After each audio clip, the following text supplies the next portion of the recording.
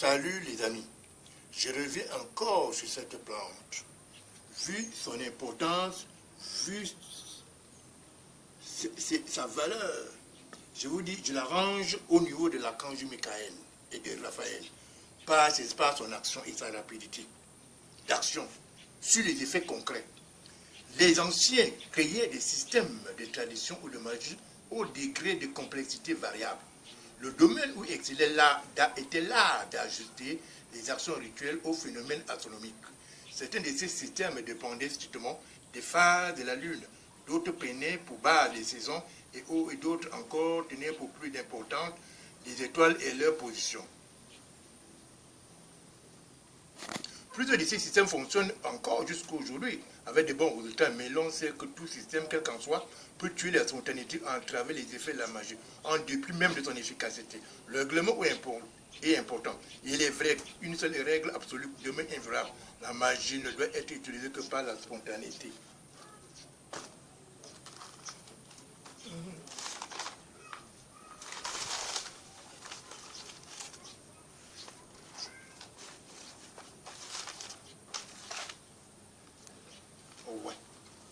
La vérité commence par la maîtrise des doctrines reçues. Je répète, la vérité commence par la maîtrise des doctrines reçues. Toute science doit avoir un but pratique et profitable pour tous. Le synchronisme sont des messages que nous envoie l'univers.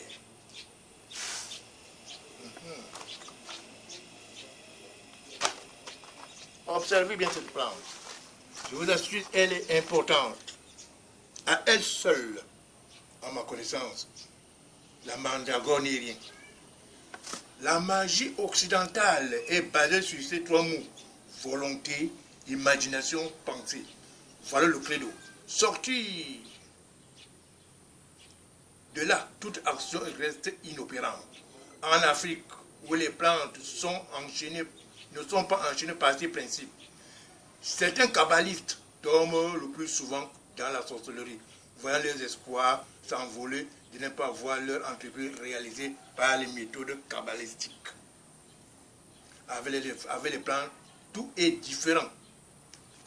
Et d'ailleurs, théoriquement, possible de produire dans un objet tout changement dont l'effet est capable par la nature.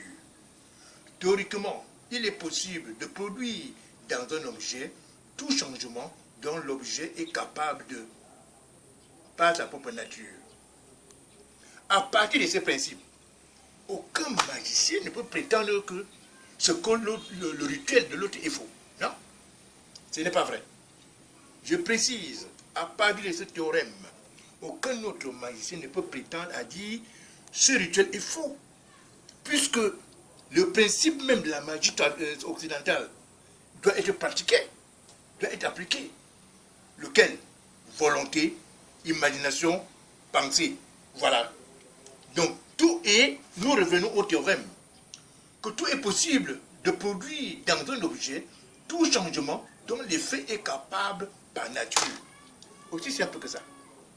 Mais par contre, en Afrique, on n'a pas besoin de ça là-bas. La plante suffit par elle-même. Le pouvoir est dans la plante. Quelle que soit la divinité que vous invoquez, le dieu ou diable, que vous la croyez ou vous la croyez en elle ou non, prenez la plante et par rapport à l'effet que vous souhaitez, puis la plante élargira. Voilà la Kabbale traditionnelle. Voilà les mystères de la tradition africaine. Ceux qui prétendent renfermer dans leur esprit 1000 mots de pouvoir, 1000 mots kabbalistiques. Bon, ça réussit pas. Bon, moi, on ne peut pas juger. Mais la plante n'a pas besoin de beaucoup de rituels.